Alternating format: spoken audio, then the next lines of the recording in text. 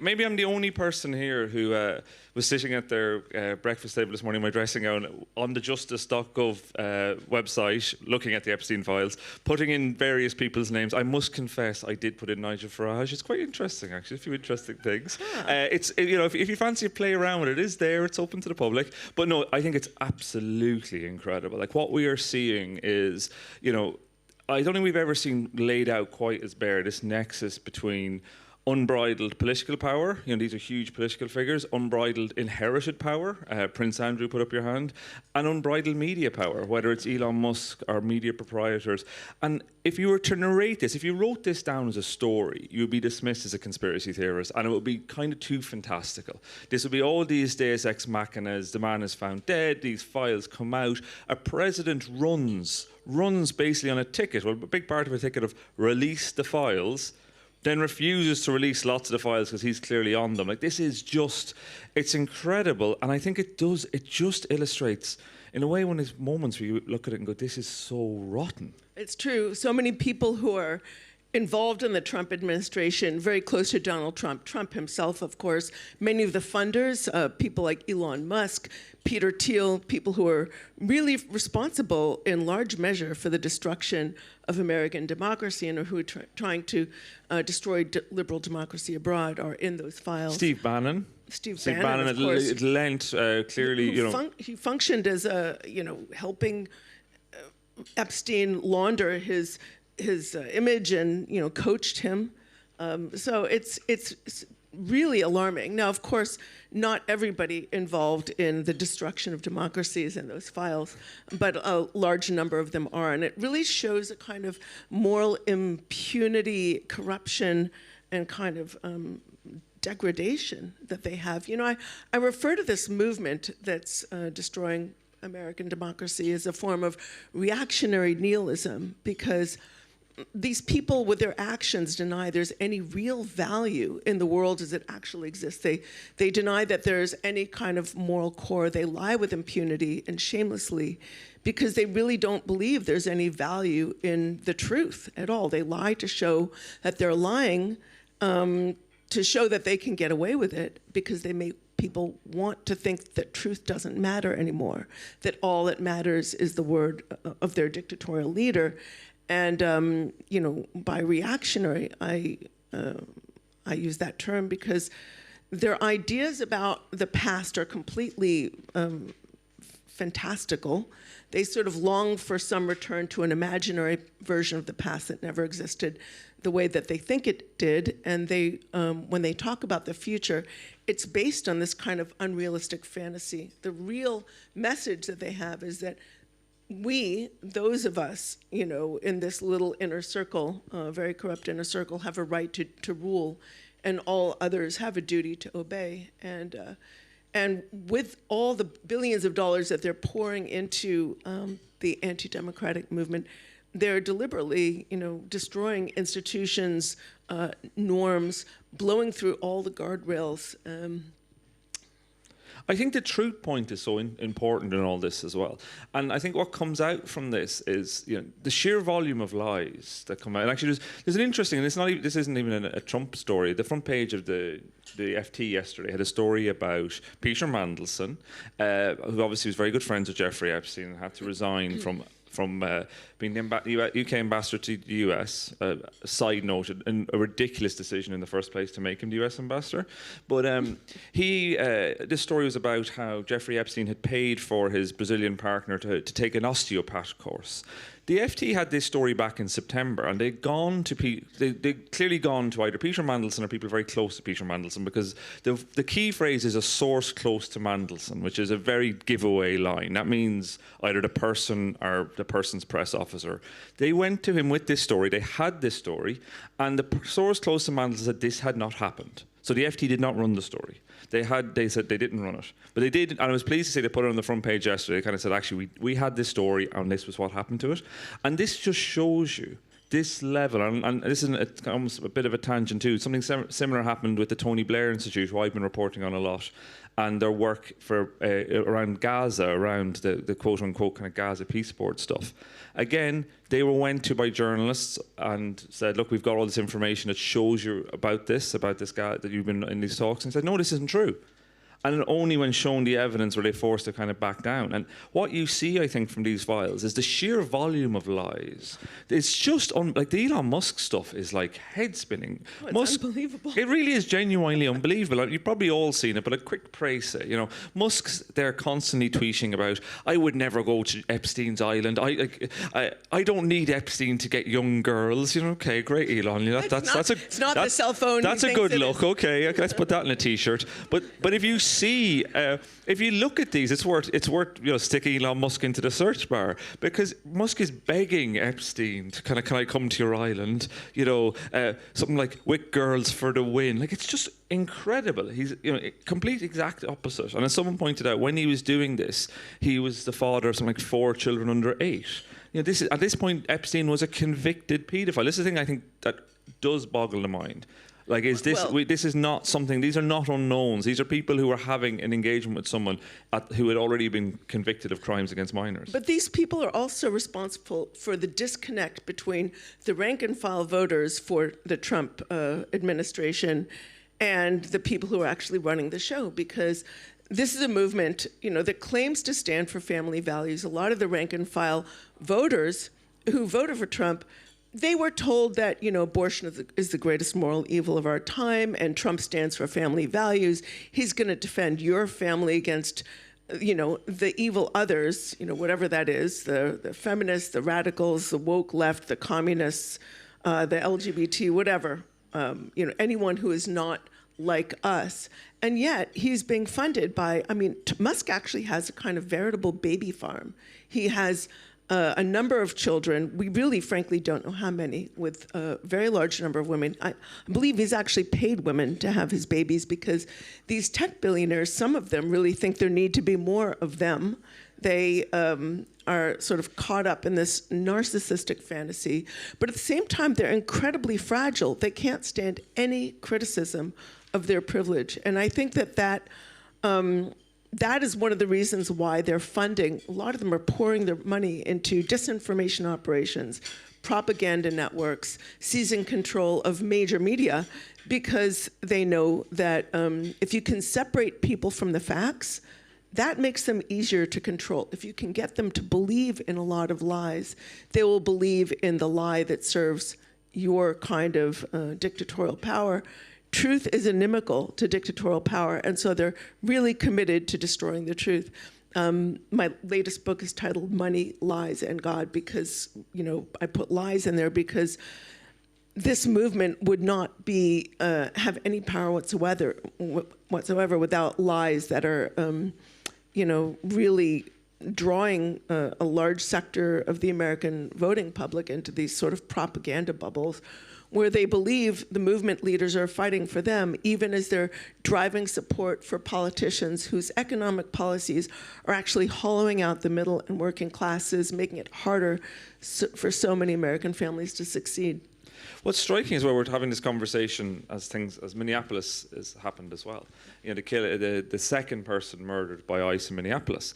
And I couldn't, when the attempts, and in some ways it's quite interesting because it also shows some potential limits for this as well. Like, if you look at the first shooting of Rene Good, that ended up, but I remember going to actually get my hair cut. My hairdresser's a nice man. And he was like, I was telling him, talking to him about this. He was like, yeah, I haven't really, it looks really complicated. And it was like, anyone who engaged with it, it wasn't complicated. This was a woman who shot dead in cold blood. And you could see it. But it feels like this, and they went out and they did the whole, she was a leftist radical. But it feels like that did kind of work. But the second time round with Alex Preshy, when you saw those, when you saw the clips, it was so unambiguous.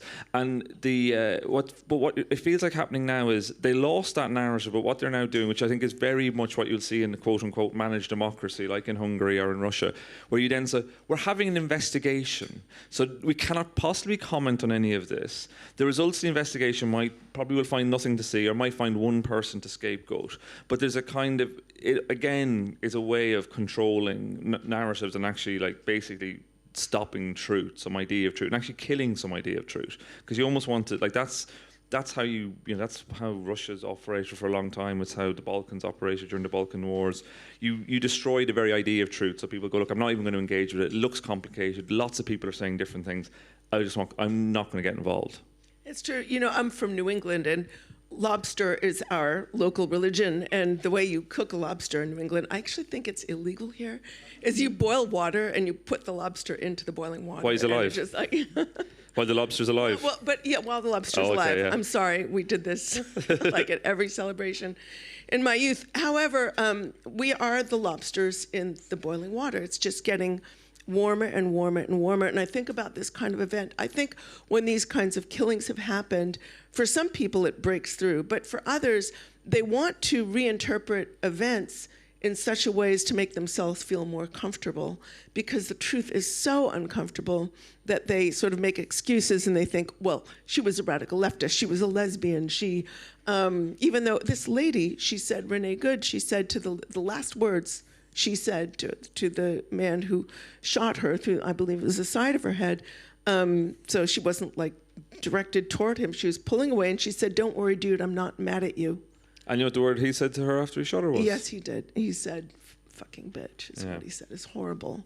But people look and they say, oh, she was doing this, she was doing that, she should have been in the wrong place at the wrong time.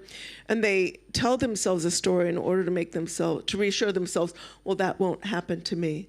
But I do feel in America, and many people have the feeling that the walls are really closing in, and one red line after another is being blasted through.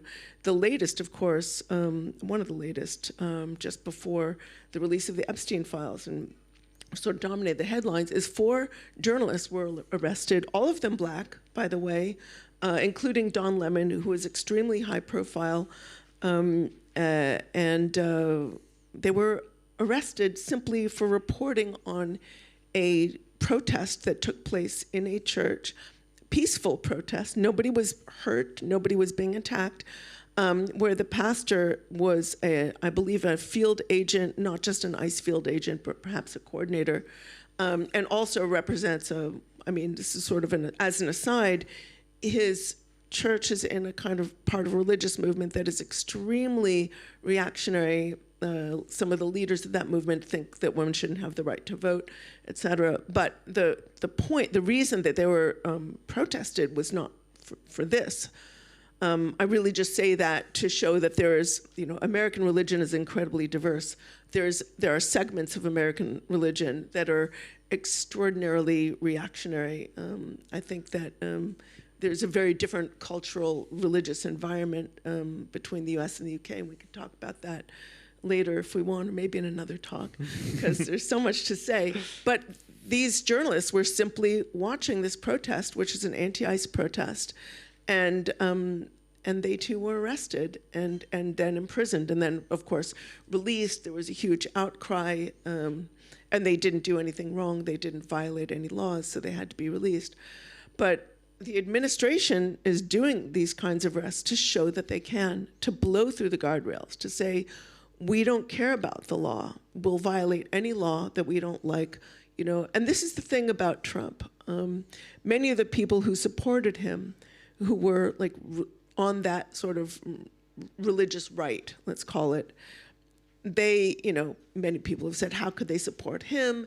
He, doesn't seem to stand for any family values as we understand them. He's had, multiple wives and, mistresses and, a porn actor, et cetera. And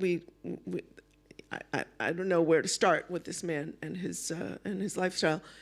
But they refer to him as a King Cyrus figure, like an imperfect ruler that God chose to enact his will. Here's the thing about a Cyrus figure.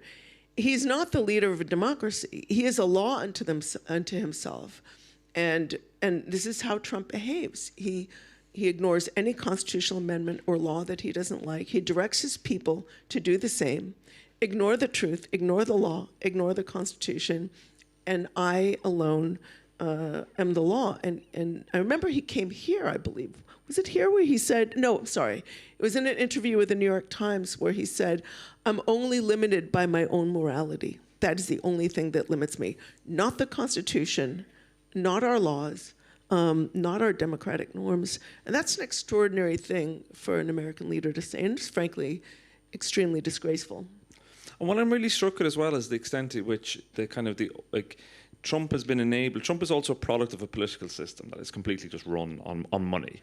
And the money that's brought Trump to power, and the money that's actually just bankrolled American politics in general, and I think hollowed out American democracy, the extent to which the people we're talking about, say at the start about the Epstein files, Musk's, these are all people who've given huge amounts of money to politics. And not just that, they now control, what I think is really fascinating now is to watch how tech and media are starting to become a symbiotic thing. Like before, we used to think of media as newspapers and television. Tech was something separate. Social media, these things sat separately.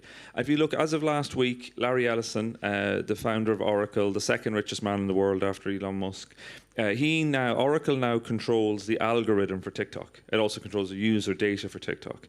There's already anecdotal stories coming out about how TikTok is throttling sites that are anti-Trump and all the rest of it. I'm sure there'll be a lot more research done, but that is a humongous amount of control. And his son also is the head of Warner Brothers, which is Warner Brothers Skydance now, and is trying to buy Netflix. So this is huge amounts of cultural power, and they're seeing media power. Like I think, and we're starting to see this here in the UK too. We've seen a huge concentration of media power. We already have, the Daily Mail is talking about buying Telegraph. So the established media is becoming very concentrated. But we've also seen the rise of things like GB News, which is bankrolled by Paul Marshall and Christopher Chandler from Legatum. And these are very, very rich people. We're seeing, I think, a similar playbook that's unfolded in the US. And I guess the thing I'm fascinated by, having read, and I highly commend Katherine's book, it's very, very interesting, Money, Lies and God. And you start to kind of talk about some of this in the book around the kind of religious right and the Christian right that you've seen in the US. I think we're starting to see some echoes of that here in the UK as well. Yes, there's so much to say. I mean, a lot of the US organizations are actually exporting divisions over here. Groups like the Alliance Defending Freedom, which has played a very important role in shaping court cases intended to degrade our constitutional principle of separation of church and state, but really to push a sort of reactionary version of their religion into our laws and into our society. They've got a division here, and they're sort of working cases that are intended to do a kind of similar thing. I mean, you have a state religion, Church of England, which is frankly a moderate religion. I think it sort of, on balance, provides a certain kind of has provided in the past a balance against a bit of a vaccine against extremism, but they're trying to push cases that will allow them to grow an anti-abortion movement here, which, I mean, a lot of people here sort of scoff at the idea that that could ever take root here. But if you look at how that particular movement, was grown deliberately and with lots of money and lots of sort of legal strategy behind it in the US, and how it was used to command a certain sector of the vote, I think one would be foolish to disregard it entirely. And it's interesting, the New York Times had an investigation last year about how the ADF was meeting with reformer with Nigel Farage. And I must say I was quite pleased, because they followed up one of my stories on it. And they're like, we didn't actually know about this relationship until you started writing about it. But it also shows how little this is known, really, for that reason. I think it's fascinating. I found myself looking, and we've had lots of conversations about this, but actually in general I feel like we haven't really tried to understand. Like, the thing that I'm often struck by with the US is that when Roe versus Wade happened in the middle of the 70s, the Southern Baptist Convention actually welcomed the judgment. And I think we don't really appreciate the extent to which money and influence was used to push America. I think we have a tendency here to see it as almost ingrained within the states, and I don't think that's really the case. And I think in the same way we think of things here, well, that could never happen here because we're very different, and we are very different places. But I think it does show, even our own politics here, you can see how much shifted, say, in the last 2 or 3 years alone. That's true, and I think what you said about media and these sort of oligarchs purchasing media assets is really critical. Many of these oligarchs in America, and we can call them oligarchs now. I mean, the amounts of money that they have is just unbelievable. I mean, and like the Ellisons have purchased a large sort of media conglomerate. We had Elon Musk purchase Twitter, and which I'm going to still call Twitter, and he really did it in order to degrade it and allow it to sort of be shaped in a way that benefits him and a kind of billionaire class. Sort of, he wanted to degrade it as a public square for journalists and for others who were challenging that kind of billionaire class and dictatorial power. And I think also what he did was, I think, is really important as a journalist who, like, Twitter was completely important. I probably wouldn't be sitting here if it wasn't for Twitter. I got on Twitter in 2010. I made a lot of contacts through Twitter. But Twitter was also a place where things were being verified almost in real time. So if you follow someone like Bellingcat and the great work that Elliot Higgins has done and people like that, and the people in what we call OSINT, open source intelligence, so something would happen. I remember back, say, during the Syrian, when Bashar al-Assad was bombing his own people, like, that was getting fact-checked almost in real time. People were collecting pieces of evidence. People were sharing pieces of evidence. It was actually a place in which verification was happening in the real world. Some version of truth. And this is what I think is so important. And one of the reasons why the murder of Alex Peretti, they couldn't control the narratives, because people saw the videos. And if people hadn't seen those videos, they would have continued to lie about it. They would have just lied with impunity about it. But the problem is, that spaces, they are closing off those spaces intentionally. And you can just see it. One of the reasons I left Twitter was obviously Musk is appalling and there's all the moral element.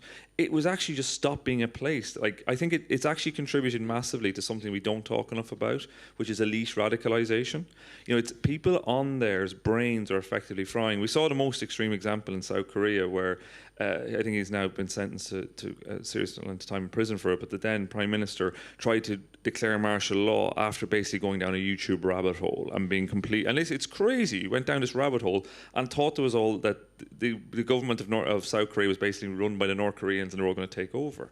And I just think we don't really, I think enough about how it's kind of Marshall McLuhan. It is the medium is the message.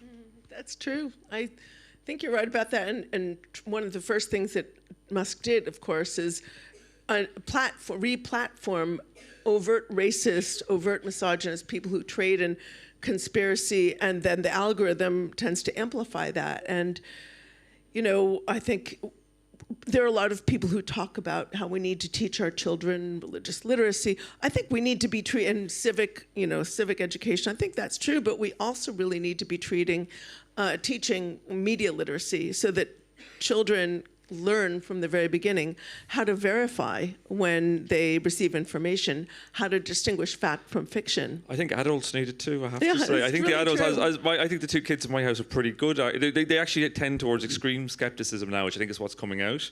I think we'll probably get some middle ground eventually, but like some of the stuff that we've seen go wild, and I think it's incredible. And this is really huge, and it's really important. I think we kind of underplay the extent to which basically the raising of the information ecosystem.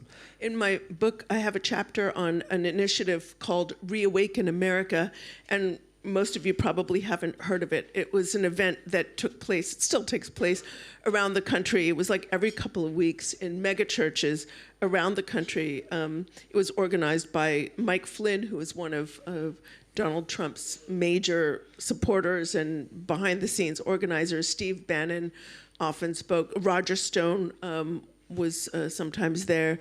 One of the Trump kids usually showed up to speak. Each one would draw thousands of people, and like you've got all these YouTubers and podcasters there, sort of far-right podcasters. We all know about Fox News, but which is, you know, very conspiratorial propaganda, but there's a whole ecosphere of propaganda way off to the right of that, just insane conspiracies, very QAnon. You guys know what QAnon is, right? And I'd go to these events. There were thousands of people there. The messages are getting broadcast into that right-wing ecosphere. There was often a separate conference within that conference for right-wing pastors. So you have Pastors for Trump, which is an organization that claimed to have many hundreds of pastors affiliated with it. I've been to other events like Charlie Kirk, Turning Point USA's annual gathering. It's called America Fest, and they have a whole sort of faith angle where they, reach out to their network of 3,500 plus churches and spread these kind of radical messages. And you can see how this, and when you go to those spaces, you hear, all this conspiracy about every imaginable conspiracy. JFK is still alive. They are trying to, control every dollar you own. They're going to change your gender against your will. They're going to, there's a lot of QAnon stuff, a lot of sort of great replacement, this idea that real Americans are being deliberately poisoned in order to kill them off by the COVID vaccine and replaced with others. The overarching conspiracy that everybody seemed to agree upon was that Donald Trump was a savior that never did anything wrong. He's a white hat who's fighting the black hats, mostly. May I quickly jump in? I'm so sorry, because we're just running out of time, and I know there's going to be a few people who want to ask questions. Is that okay?